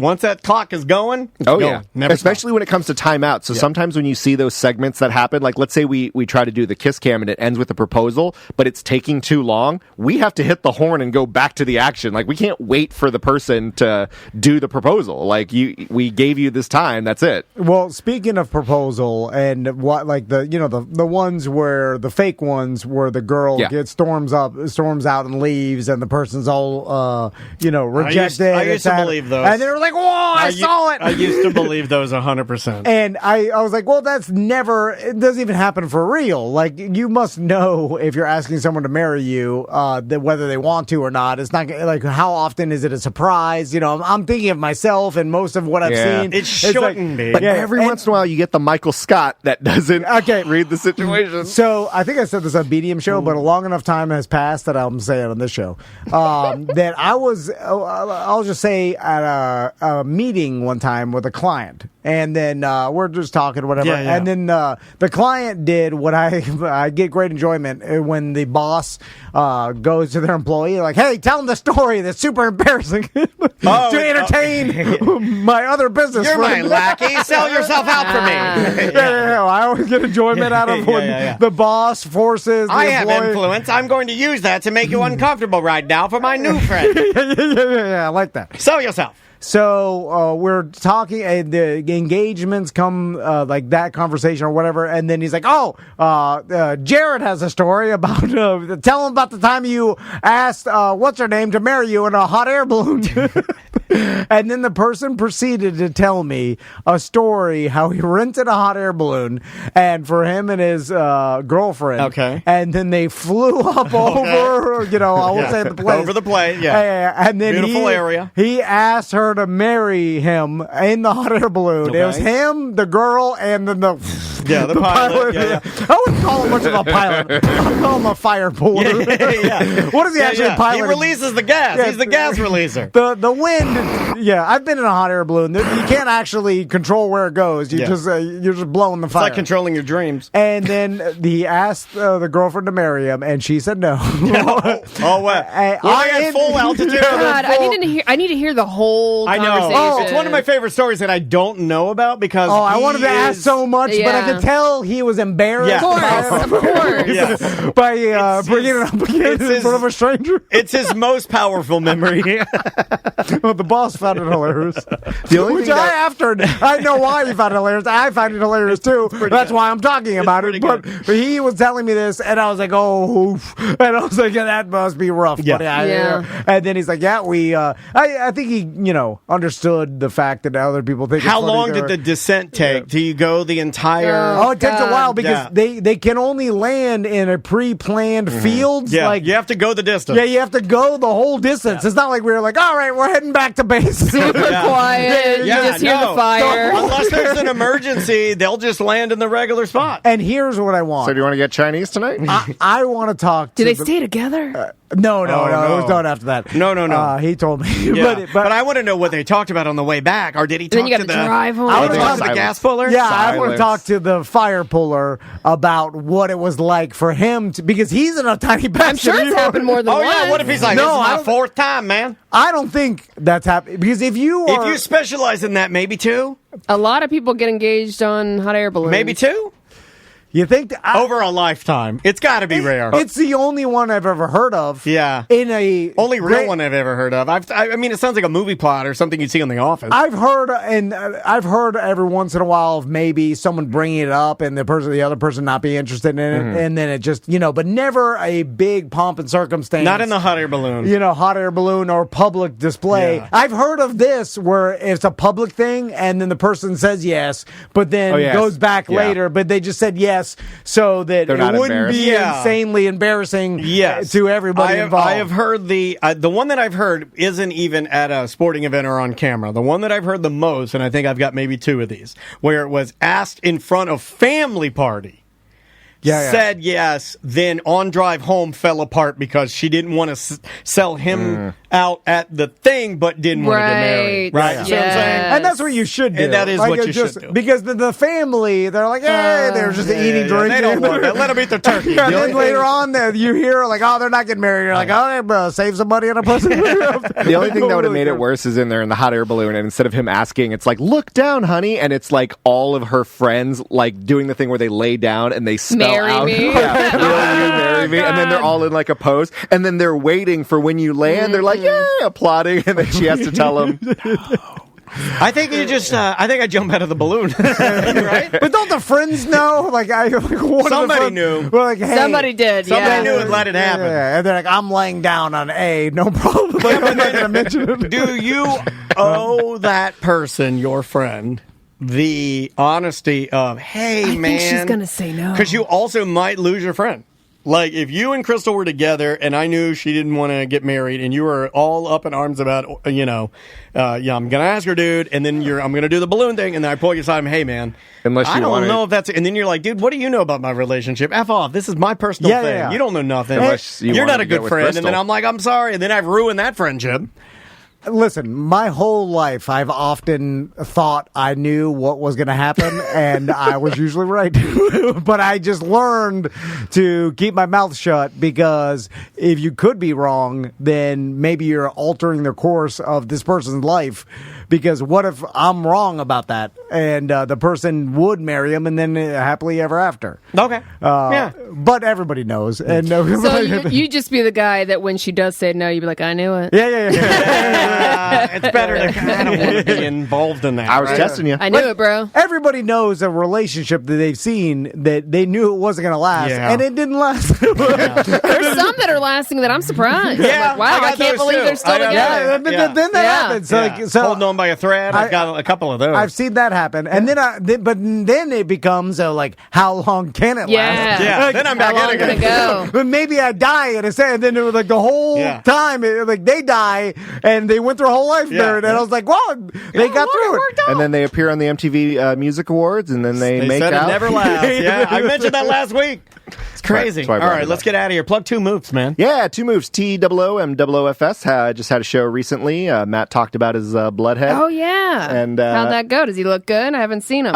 So here's the thing. Hair takes a while to grow, so while it's there, it's not as if he comes back and he's off the plane with Fabio hair. Right. You do that weird move. It's not a weird move where you have thousands of tiny bloods. Blood dots. Yeah, and it is horrible looking. You look like an old doll. It does look good, because you can see where they did it, and you're like, oh, when this grows in, it will look pretty good. So and it works I've seen people have done it. My buddy Andy, we've talked about on the show. It's amazing. Years later, you're like, whoa, this is. I think it looks better after it gets some. It's like boob job. Yeah. You got to get a couple years on them. And just to give you a comparison, he was like, here in the States, it's about 25,000, but the flight and the procedure and everything over there was only 10. So, the fact that you're saving that much money, more than half, that's crazy. That's the reason that he was willing to do it. Because if it was only a couple thousand, okay, just stay here, who cares? But I know a guy who'd do it for 14. Oh, my God. I mean, we actually do. 100% we do. Yeah, that's true. All right, let's get out of here, guys. Thanks so much for listening. We appreciate it, and we'll see you tomorrow. Bye. Welcome back to a corporate time. How about emails, voicemails? All right. Let's start with a voicemail. But first, I'll start with a question. Okay. Have either of you two ever sent food back? I've never done it. Only once, and it wasn't my meal. It was my mom's. Okay. And she wouldn't send it back, and I'm like, you have to. It's inedible. Oh, yeah. You know what? I honestly can't remember if I have, but I'm going to guess that I haven't very often. It's not something I've really done. I'm not picky, so I'm not going to send something back because it's overcooked. Right. I mean, if it was egregiously undercooked, like the chicken was still pink, but I've never had that happen. Yeah, I don't think I've had that happen either. And they're usually restaurants are pretty good with cooking something. That's why they're in business. Well, like their standards, and they're like, it can't go out step raw. 1, don't make it raw. Yeah. This is I think this had to do with and this is from a BDM show, but the salt crusted berbigula that you had. It was in reference to that. Not a BDM. Sign up at tomanddan.com. Hey, what's up, guys? Ben with a Y here. I was listening to Tom tell his story about the fancy restaurant with the fish. And normally, if you go to, let's say, a Chili's or whatever, and your food comes out and it's not that good, I would typically not send it back. I would just eat it, right? But at a fancy restaurant like that, where you're paying, market price, well, it's $70 a plate or whatever it may be, if it's not cooked perfectly, I don't have a problem sending that back, because I feel like you're paying for perfection. I think that's where Gordon Ramsay, and all his yelling and screaming, it's raw, as a chef, and I know that's probably a facade that he put on, but that's where he gets it right, because if you're going to pay that much for the food, it's got to be perfect. But anyway, what are your thoughts? I didn't think you had a problem with your fish, right? Did he miss here? I thought your fish was fine. Yeah, no, it was good. There was no need to send it back. Also, I wouldn't. Yeah, no, it was delicious. But what I was joking around about is that I can't tell the difference between, this amazing fancy fish that I'm eating at a fancy restaurant and some other fish that I ordered at Chili's or whatever. Right. Like the difference. I understand one is better, but the difference in scale, I don't know how to quantify. Right. It's like, whose guitar solo is better, Rivers Cuomo or Yngwie Malmsteen? Then it's just subjective at that point. And so it's like, if you don't have an appreciation for fine dining, I don't feel like you should fine dine. Because you're paying. That's probably right. You're not wrong on that. Because you're the person that has an appreciation for it likes the sauces that they handmade that go along and complement the fish and understand. Yeah. It's like understanding wine. Like if you give me a $800 a bottle of wine and then give me some red wine from 7-Eleven. Yeah. I probably can tell a difference. I just don't. I know can't, what it means. I can't tell why it's $700 difference. Right. Or more than the that. Justification of the price. $80. Yeah. So if I don't appreciate that, why am I drinking the super expensive wine, or why am I eating the super expensive fish? Now, I would send it back if I was at a fancy restaurant because, at least from what I've heard from my friends, and I have a lot of chef friends that work in extremely fancy restaurants, that they like the ability to get a second chance to show you what they can do. Like, they don't like cooking you something that you're like, this is terrible. Give them the opportunity. Send it back and give them the opportunity to present it the way it should have been presented, But isn't it like at a fancy restaurant, right? Wouldn't the chef know more than the customer? Like the customer's like, I'm sending this back, not cooked well. If I'm the chef, I'm like, wait a minute. There are some restaurants where they will not take this is how it comes. Yeah, we don't cook it any other way. We don't make any exceptions. No exceptions. It's exactly perfect. And that's what I think it's the customer who's an idiot and doesn't understand what he's eating. It is, but a lot of fine dining is like no matter what. A lot of fine dining, you get what you get. No, it is, but a lot of fine dining, they also adhere to the customer's always right. You'll find in a lot of fine dining, customer services. Like ridiculous. you'll be like, so let's say you got a steak, you wanted it medium, right, and it came out medium well, and you didn't like that. That's really picky, right? If you're like, it's medium to medium well. But for some people, that's not really picky, and they'll be like, this is a little well done. And then the person will be like, no problem at all. Let me take that right back and get you a new steak. You know what I mean? Like, they almost like they like doing it because they know you're spending the money and they'd rather fix it so you'll come back. That actually happened to me one time. It came to me well done and I didn't say anything. I just ate it. Brown. Oh, I do that all the time. Brown gray steak. I'm just like Tom on that, in that, like, for the most part, if I happened last night. I'll give you a real world one. Happened last night. Andrea wanted like Longhorn or something. She wants some like Brussels sprouts and salmon or something. So I was like, that's fine. I'll just order something. I ordered like a tiny fillet, and it was burned. I've never had a steak from like a Longhorn or something where it's like burned, but this is like burned, and I just ate it.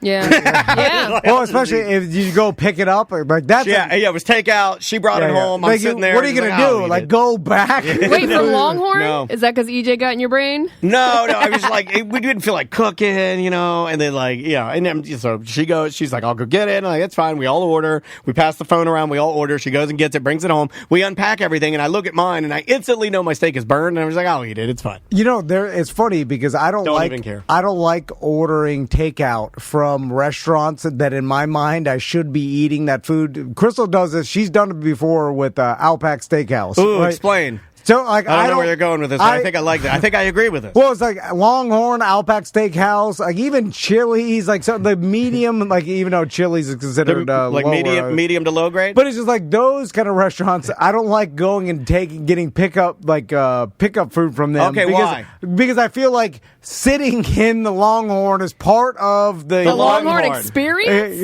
Because it's a little above casual, you should go and have your bread tableside because you afforded that. Yeah, and it's like, I'm not here for the food. I'm here because I'm at Longhorn. Really? Okay, all right. This is one of the crazier things you said, but I think I like it. Well, I think I like this. It's just because like takeout to me should be from like lower. Longhorn is Steakhouse Chili's.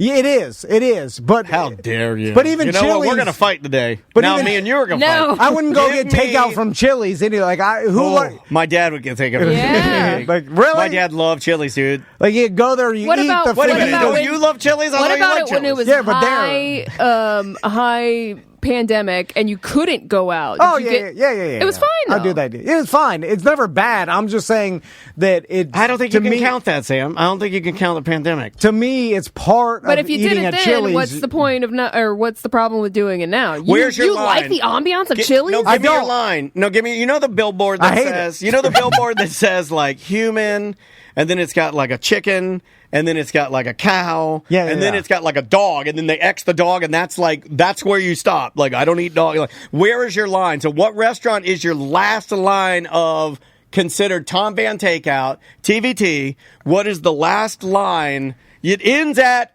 what restaurant? Okay, if there's a hostess that seats you. 2J's has one. Hostess? Yeah. Oh, okay. Well, that throws off my hostess. My, no. 2J's is. I think 2J's. You would go to 2J's. I think you would go there. I'd accept takeout from 2J's. What about Denny's? They have a hostess that sits you too. Don't like breakfast takeout. Like Crystal doesn't have to be breakfast. You know I what? never get breakfast at Denny's. Really? I'm with Tom too. I almost cursed, but F breakfast takeout. I do not like breakfast. Yeah, I wouldn't get breakfast takeout unless it's like a drive-through biscuit or something. There's something. I never get breakfast at Denny's. You know, really? Yeah. What do you get from there? Yeah, sliders. Hamburger? Yeah, whatever. I always get breakfast, and my family loves breakfast. Like, I hate breakfast takeout. Everything's too steamy. I wouldn't even think, like, I'm going to go get takeout Denny's hamburger, or, like, I don't like takeout and Cracker Barrel. I don't like takeout Cracker Barrel either. Me neither. Because part of what I feel makes... We're naming the worst restaurant. Cracker... No, but that's why... We're onto something here. I think we're onto something that people... There is a line of... Like, I want to walk through the gift shop and go and see the peppermint candies. I do like the peppermint. And then I go and sit down on the wagon wheel. Then I eat the Cracker Barrel. I eat the Cracker Barrel. I get the... What is it? The hash brown casserole. That's why I'm at Cracker Barrel, because of the experience of... Like, I'm not... Paper napkin. Paper menu. You know what I want? I want Herschel's Uncle Herschel's favorite in a styrofoam to-go box. I don't want that. In the bag, and you take it home. It's Olive Garden? What about Olive Garden? Olive Garden? No Oh, takeout. I definitely have gotten takeout. Yeah, we do that a lot because of the kiddos. You can get takeout. Like, I'm trying to think of what the threshold is. I don't know. I kind of like Tijuana Flats. I kind of like your idea of the hostess. I think that kind of works. Yeah, if someone is there, 2J's is a diner, so I'll give that a pass. I'm fine with diner takeout. Because I feel like diner is like designed for what's considered a diner versus a restaurant? Well, then it gets blurry in the middle. It's a dangerous game. It's a dangerous game. There's a lot of rules in my life. Let's see. Okay. The story of the everyone lately has been either emailing or calling, not all of them good, a lot of them drunk, of people that have relatives, loved ones, mothers and dads that have very scary and old Christmas tree toppers. What's up, guys? Ben with a Y here. I was listening to the ACT recap, and Tom was talking about old angel toppers for the top of your Christmas tree. And my mom also had a scary old angel that she would put on top of her Christmas tree. And, it was like the stereotypical old, creepy-looking angel. But behind it was like these wispies of things. Think of it like the bottom of a broom, how it has a bunch of bristles. But that's what it had behind it. But it wasn't a broom. It was made out of razor-thin, what seemed like metal, little slivers of fiberglass. And because this thing was so old... They would fall on the ground, and you as a little kid would go walking around, and you'd get those things stuck into the bottom of your feet. It was a damn nightmare to have this thing on the tree. And every year I was scared to death to walk by the tree because I was worried I was going to step on one of these razor-thin fiberglass bristles. Anyway, love you guys. Bye. And they get in my mom also on her angel, and it was because there was what are those things called? C9s? The ones that are the big thick boy bulbs? Yeah. I think they're called C9s. Yeah. So, my mom would have a clear C9 in the angel behind its head. Yeah. And then the whole back of the angel had been wrapped in aluminum foil to keep it from setting the aluminum foil is what keeps the house from catching on fire. Because that bulb was red hot. Yes. Oh, yeah. My dad would go up there to straighten it and he'd burn his hand or, it was like a lot more dangerous. We also had a little fat snowman. He was made of Bakelite. I still have him, but I don't use him anymore. But he's about like a foot tall, a little fat Frosty the Snowman. And it had a pincher that you'd put another C9 in, another big boy, and you'd put him back there. And that thing got so hot one night, it melted the Bakelite of the snowman. Like, could have killed us all. But I still have it. On a Christmas tree that's cut down and dry in Florida. Super dry inside. It's funny, and our kids will, unless they have some old relics from the 60s and 50s or whatever, it's because everything's made in a factory in China now, right? So we're used to what quality that is. But right? you have plastic a lot of that. Garbage. See, I got rid of a lot of mine, right? Yeah, but you see the old school, you're like, what? You're like, who made this angel? You're like, it stamped on the bottom is like, made in Kentucky. Yeah. You're like, this is right. made in Kentucky. It's like handmade. By some Kentucky old lady in a factory. In a factory. Yeah, and then you see it cost the family $100, which the equivalent is $100,000 today. And everything, you're right. And it's all made of metal and real porcelain. Cloth, porcelain and stuff and you're right. And it'll last forever. And so it is falling apart because it's old. But you're like, I cannot believe this was handmade by an American in Kentucky. Well, my C9s are still working. I still have 6 strands of original C9 lights. Yeah. And the wires work great. I stopped putting them up because the bulbs that they make to replace them are super expensive now. They don't really, it's kind of a novelty to have them. Oh, yeah. And when they swing, they break. The bulbs are so they don't make. I'm not saying this again. I'm going to put an addendum here. I'm not saying this to sound like an old man, but they do not make the C9 replacement bulbs are not tough. The other ones you could hammer a nail in with the glass. Yeah, these new ones, they swing and they touch anything and the. Yeah, because they're so cheap. Yeah, they're just so cheap, man. Yeah. But then you do look at the old school way of making things, and you're like, wow, this was a waste. There's a lot of metal and leather in this. A lot of things had to die. Toxic to make. Yeah. There's iron. There's, some sort of toxic dyes. I did find a West Highland Terrier Angel Christmas tree topper on Amazon. Send that to me. Yeah. Asbestos? Did you guys ever go through a phase? My dad did. My dad also liked decorating for, you guys know the stories about Halloween and how much money you would spend on the candy. Yeah. But did you guys ever go through a phase where you would, do the old school snow village, types? Have you done any of that stuff? Do you have any of those traditions? Now? Yeah, but not as a kid. You have a snow village? Yeah.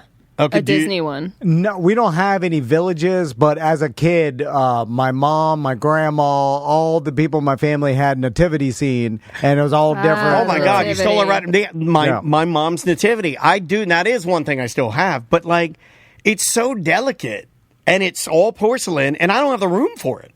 It takes up it's bigger than this table. It's bigger than our console desk here. It would fit this entire area. Yeah, I don't even know what to do with it. And see, I think your family will benefit from Crystal having that, I need to set this aside for Tommy, or I should set this aside for Tommy and Max. I kind of ruined all of that when my parents died, kind of liquidated everything, right? Now that I've come to think of it, I probably should have held on to a few things. I wonder if my mom has some of our old Christmas ornaments. I don't know where they'd be. I have a few of my old ornaments. I got rid of that angel. The thing was turning into dust. I've got my original Christmas stocking for I got mine. mine. Cool. Yeah, I've got my original Christmas stocking that my grandma knitted with my name in it. Damn. And then pretty neat. I'll pass that on to Tommy. Eventually, cool. So he can maybe give it to his Max kids. gonna be upset about that. Well, he's got my name on it. Tommy's name. I know. We deal in reality here. I named the first one after me. The second one, didn't care. Random weird, don't say that. Inglorious Bastard's name. I like that. He's a Nazi. You got one more email? Sure. Yeah, let's do one more email. This says, UMP replay shown to attendees at stadium. Hiya. I was at the Patriots versus Miami game at Gillette's, and when the ump was reviewing the replay, they said that they were playing the review actual footage on the huge screens around the stadium. The fast forward, rewind, all of it. It happened each time the ump reviewed. I wondered if it was really the footage, but I'll never know. They don't do that, right? Like we don't ever get to see. Was that a mistake? Because I didn't think we ever got to see them when they're like. I thought somebody said that was a new thing they are doing, but I could be wrong. Maybe they include that in the broadcast when they have more time to kill or something. Like the broadcast of an NFL football game is gigantic. Super and fascinating. There's a lot of producers involved. And you think about how many millions. It's like one of the highest rated TV shows there is. There's now probably because of live sports. 25 producers for that show because you've got multiple broadcasts, you've got multiple languages, and then so they've got a lot of cameras and a lot of different things to switch to, and then some.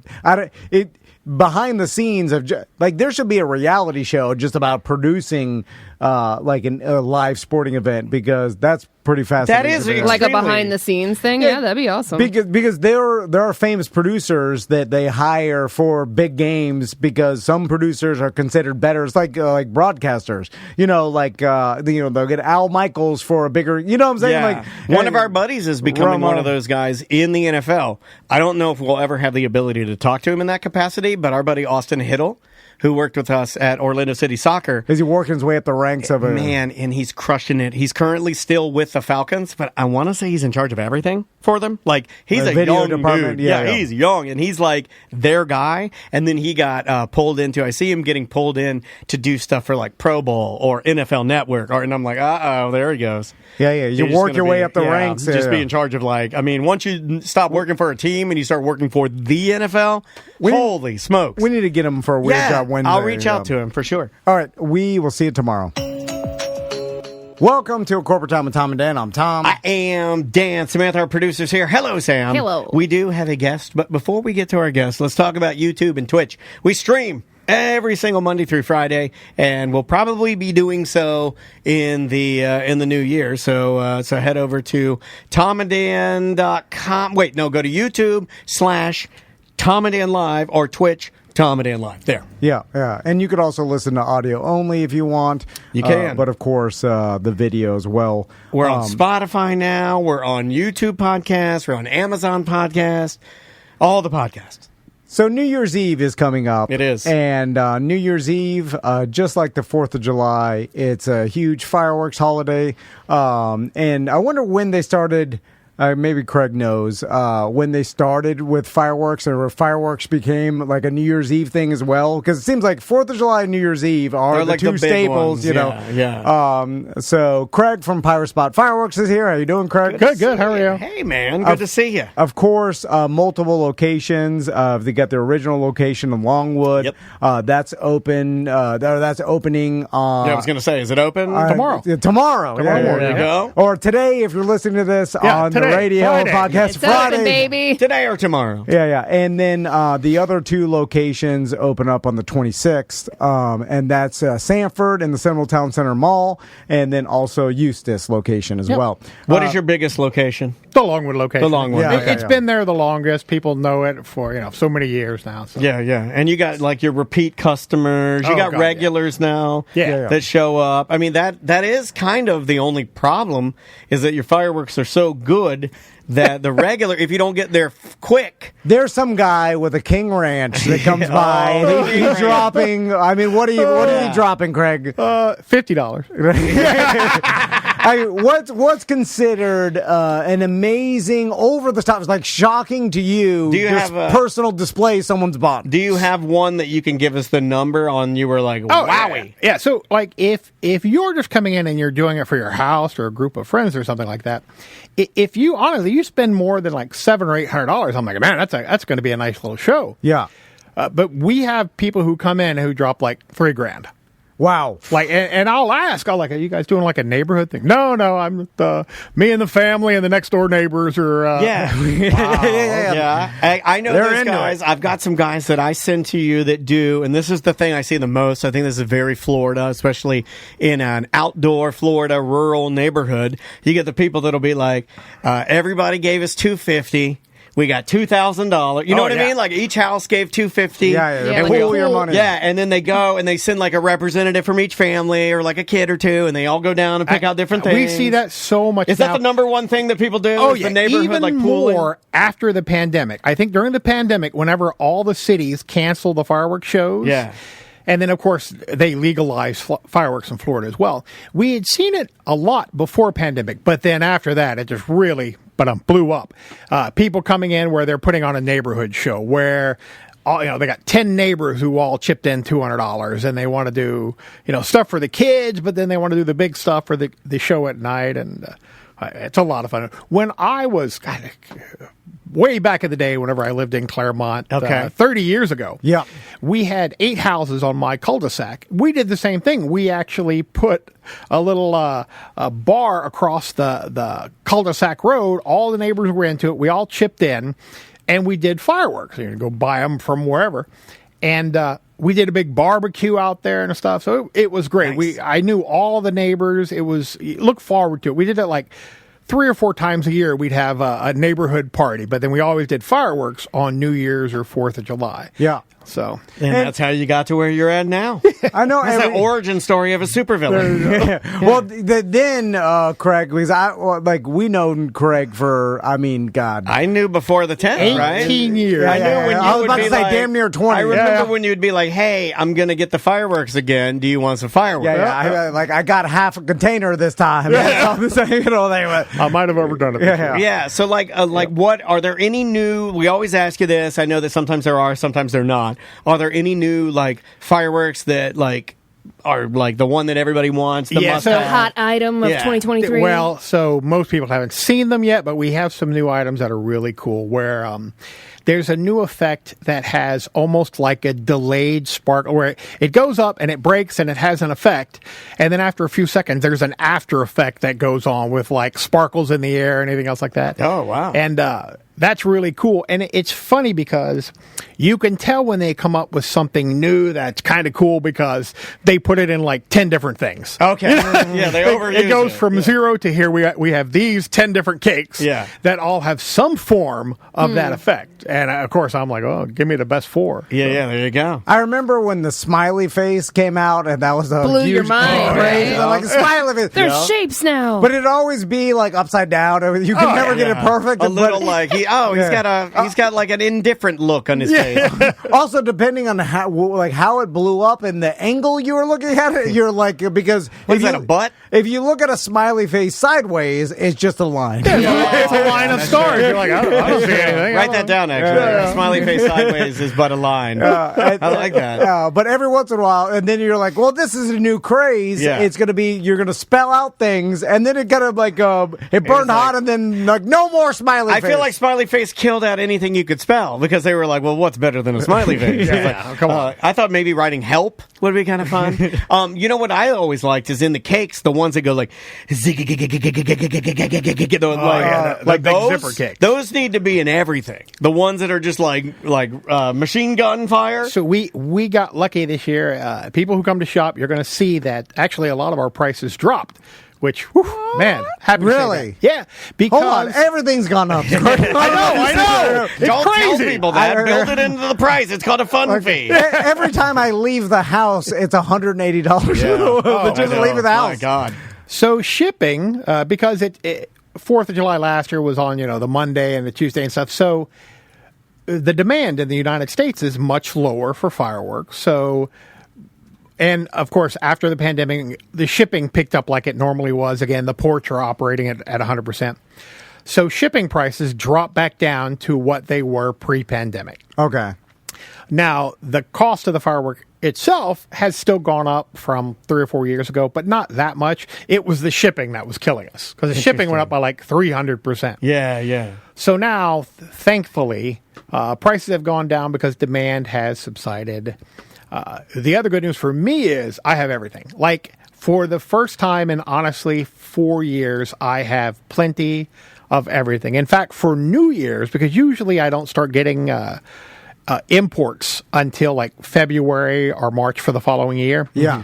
I got a ton of stuff in October, November. So for the first time, I am like my warehouse is bulging. I have everything that we could possibly want and more to where like we're all excited because I'm like, we got to figure out how to fit it on the shelf. Yeah. So, this may sound stupid, but I find myself kind of going back to the fountain and follow me. I like a good fountain, man. I saw one over at Publix called Disco Turkey. I don't buy Publix fireworks because they're trash, but I love the name. Yeah, because Craig's got some, the best fountains. He does. He's got the best fountains. The best fountains.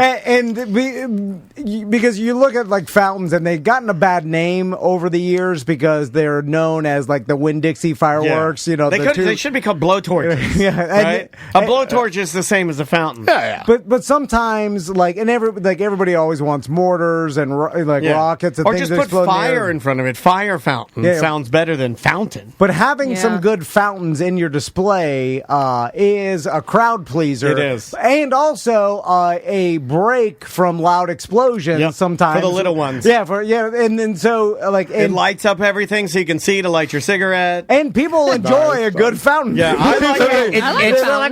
It's funny you said that. So we have a ton of fountains this year, but at the demo this past year, we saw a new fountain called Evil Priest, and it was amazing. Evil Priest. Okay. 500-gram fountain, so the much you can put in. That's big. And for a fountain, it was pretty impressive. And we watched it, and I was like, GD, man, that's amazing. It's a great evil priest. So then I saw it's like molesting the kids. Look at him go. Oh my God. So, but then I saw the cost of the mountain. I was like, oh my God, it's so expensive. So we did. We honestly, we went, I had a couple of friends there with me, and it went back and forth and stuff. And we were like, well, the problem is it's going to be, even if I don't mark it up much, if I take a hit on it, it's going to be an expensive fountain. Yeah. But I still ordered 10. Yeah! Because it was 10,000. I love it. No, 10 cases. Still ordered Did you see the 16 tons of fireworks that got seized in Hawaii? Oh, I did see that. It happened yesterday, right? Yeah. Or something like that? 16 tons. Yeah, I got the story up here. 16 tons. It was illegal fireworks in Honolulu. The Miami police cracked down on don't they have other things they're handling still in Maui? And it's still there's terrible? fires, right? And you can't have aerial fireworks going off when you have wildfires. It says here, quote, the illegal fireworks task force has been working closely with the local shipping industry to stop illegal fireworks from making into Hawaii. The strong cooperation cultivated between law enforcement and industry resulted in they said they found a shipping container recovered illegal fireworks and how many containers? When they say illegal fireworks, 35,000 pounds. There you go. That's what I was looking for. So it's like California. Like in California, the only thing you can have is little tiny fountains, not even big fountains. A 500-gram fountain is. And the way it read, it sounded like anything aerial. You were not allowed to have. It was like back in the day in Florida, correct. And that's because they have desert climate over there. Mm-hmm. We always talk about the negative effects of climate change, but the positive effects is that we haven't had a drought. We should start talking about more positives. I feel like the climate change has caused, not only New Year's Eve, but also 4th of July to be wet. And we've never had a problem where, in my memory, it was a long, 25 years ago. 2011 was the last time we had a really dry where they actually suspended sales. And then I remember we got a massive rainstorm June 24th or 25th. Go! And they flipped the switch and said, okay, you can sell them. Yeah. Okay, so that was in the, Oh, that's close. Yeah. But I remember before what do you got to do to call in a rainstorm, man? How do you do that? But it seems like in at least the past, more than 10 years, it's always been wet enough where it's never been a concern where fireworks are going to cause any fires. Or anything. No, I mean... certainly not. Yeah. Thankfully. So every time it rains, whenever you're talking spring, I'm like, yeah. Do you have any fireworks that you just don't carry? Is there anything that you're just that's too much, or I can't put that on my shelf because it's just that's it's the I much. Can't put it on my shelf. That's what I thought. Yeah, and I don't want to get you into the too trouble. Much thing is never. But so look, I own a business, so no matter what my personal political feelings are, yes, I am not going to go one way or the other with products that I carry. Not because why would I piss off 50% of my customers? Sure. No matter which side you're on. Yeah. And for you, it'd be closer to 70. But I get what you're saying. pretty much right. I'm trying to really actually do maybe 78%. He's Tom is notoriously good at this, so he might be. If you walk in the tent, and then I'm just saying Joe Biden jokes will kill. I know if you hit it. If you do hit it, you get both showcases because that's the rules. It is. There's somewhere I see labels and stuff, not from the major companies that I deal with, but a lot of the smaller companies and stuff, because they'll throw anything on a label. Where I look at someone and I'm like, man, and it could be the worst part is when it's an amazing firework, and I was like, oh god, man, I just can't buy the Kaylee Anthony. I can't put that on my. I know that was the harshest thing I could think of. Or I mean, there's other ones where you like look at the. It'll have, because once again, it's coming from China, right? They can do anything. Yeah. It'll have anime art on the outside. Oh, yeah. Hold it open with a tentacle. They don't blur that? No, they don't. They do a lot of how do I say that? Juices? Oh. A lot of juices, a lot of like sprays and Craig, I'm curious, and I know you've probably thought about this before, but how much of tentacle? What are your thoughts? Let's say the U.S. government put a ban on any sort of marketing on the outside of fireworks, and they all had to just be jet black. I like that. I like that. That's like mystery fireworks. How much would that affect the sales of fireworks? Because I feel like that's an interesting question. When I'm walking through the tent at Power Spot every year, because I go there every year, now I bring my sons, and now it's a tradition where they pick out. Craig's seen it every single year. You go there, find a couple things. They come, they pick it out, we put it into the card. We're like, you get the old Tom Van discount over there. But 99% of our decision making. I mean, a lot of times I ask Craig what's good, and then plus Craig's got all the screens, so we could look now. And you can do that on the website now, right? Oh yeah. Yeah. But I just you can do it as you're driving there. Well, you shouldn't be on your phone. Yeah, the label is a major selling point. There's one that we carry on and off, and it's when we can get it called Redneck Rampage, and it's hilarious. I remember that one. It's monster trucks on the outside, right? And it's a great firework, but honestly, we'd sell a ton no matter what it was because it says Redneck Rampage, and it has giant monster trucks on the label. And there's bikini girls, there's Osama bin Laden. I mean, there's some things you always have. And Daniel knows, because he's seen me do it as the host of a lot of 4th of July and New Year's fireworks displays. I think you're one of the best hosts, especially on the one wheel. Is that when I go pick out the cake, the Redneck Rampage, I announce to the audience what it's called, and then it gets a laugh. Because they're all the names. Yeah, we do ask the names. Announce all the names? He does. Yes, I ask. I'll go, what's the name? I've never been invited to a New Year's fireworks display. I thought we invited you to the July 4th one last time. So the funny thing is, years ago, we had a firework called Sucker Punch that I had seen at the demo, and it was an amazing firework. And it had the label and everything on it. Well, that particular year, whatever factory it was coming from, there was a mistake where the labels didn't get printed. The outer wraps didn't get printed. So Sucker Punch arrived in just a brown wrapper that said Sucker Punch on it, right? It didn't have any of the graphics or anything else. Okay. And it was a great cake. But it was the best-selling cake that I had this year because people would see it and go, hey, look at this. It's so different.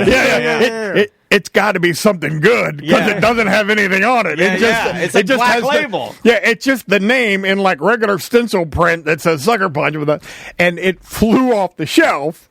And it was not only my stand, but nationwide, it was a massive seller. For that same reason, they abandoned the label that they were previously going to put on it, and they left it in a plain brown wrapper. I like that, though. Smarter than we think. And then sometimes you'll see one that will be like Granny's Delight, and it'll be a bunch of old ladies and walkers, and you're like, why did they do? And then you just get it for curiosity. And then it's like, well, what part of this display did they think Granny's Delight? Then I'm like, are the people just high in a room just coming up with nonsense? We laugh all the time because we'll be at the fireworks demo and they'll be like, there might be a translation issue. I was going to say, one of them... Purple haze, and we'll watch it, and we're like, it's green. There's no purple. Why the hell would you call it purple haze? Yeah. You gave me one time that was, I think it was called fast food.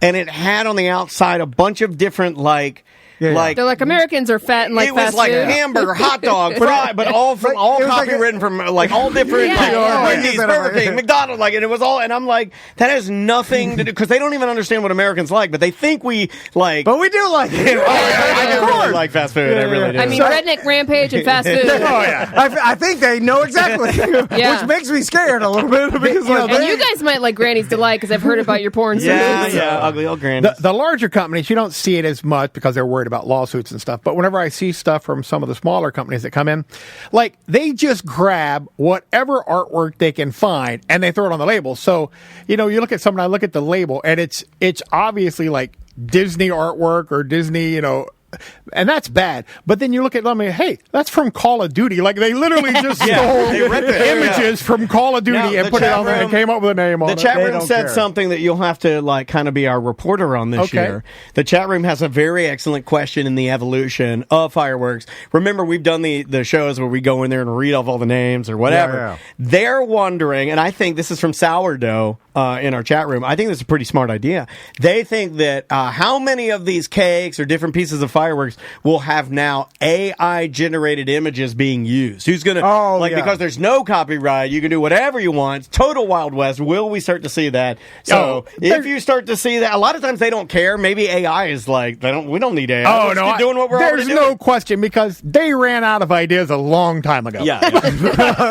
When I look at some of the artwork, I joke with my sales rep from the big companies and I'm like, really? Like, right. Where did this come from? And he's like, I don't know, man. Some guy in China was... yeah. They're for sure going to use AI because it's cheap. We have one this year. We have a new cake, and it is it's a banger, a nice loud banger, but it's called Utterly in Love, UTTER. Cows. And it's got a cow on the front of it, and the label's like a 3D label when you move it, so it looks like... Oh, you already sold me. And it's a great cake, but I'm like, why? Why this label? Why is this funny when you announce it? You're like, up next, Utterly Love. And people say cow. Listen, if you want... little pun. If you want the best fireworks in Central Florida... No dud guarantee. No guarantee. Pyrospot Fireworks, iwantfireworks.com for all locations. Yes, Again, sir. the Longwood location open up December 22nd. Then the Sanford location, December 26th. And the Eustis location, also December 26th. But find everything on iwantfireworks.com. Yep. Craig, thanks so much. Love you, buddy. Be good. Happy New Year. We'll see you next year. Happy New Year. Yes, sir.